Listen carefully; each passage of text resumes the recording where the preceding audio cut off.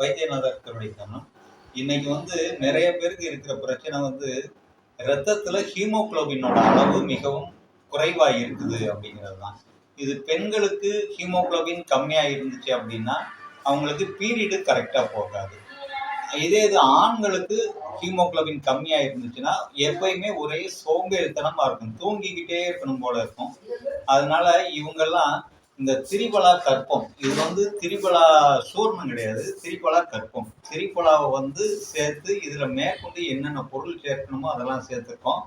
இது ஒரு 1/4 டீஸ்பூன் சும்மா தண்ணியில வாயில போட்டு தண்ணி குடிச்சிக்கலாம் 2 நேரம், காலையும் இரவும் சாப்பாட்டுக்கு அப்புறம். இந்த பூர்ண ஆயுசு இது நம்ம சுகருக்குன்னு கொடுக்குறோம். ஆனா சுகர் மட்டும் இல்லாம ரத்தத்தை இது அதிகரிக்கும். இது ரத்தத்தை அதிகரிக்கிறதுக்கு கேரட்டு, பீட்ரூட்டு, தேங்காய் பால், கிரேப்ஸ், கருப்பு கிரேப்ஸ், மாதுளை, இந்த மாதிரி ஏதாவது ஒரு ஜூஸ்ல இதுலயே ஒரு சைட்ல போட்டிருக்கோம் என்னென்ன ஜூஸ் சாப்பிடலாம் அப்படின்னு சொல்லி.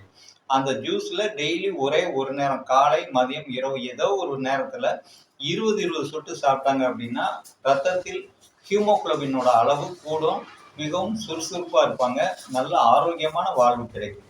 நன்றி. வைத்தியநாதர் திருவடிக்கணும்.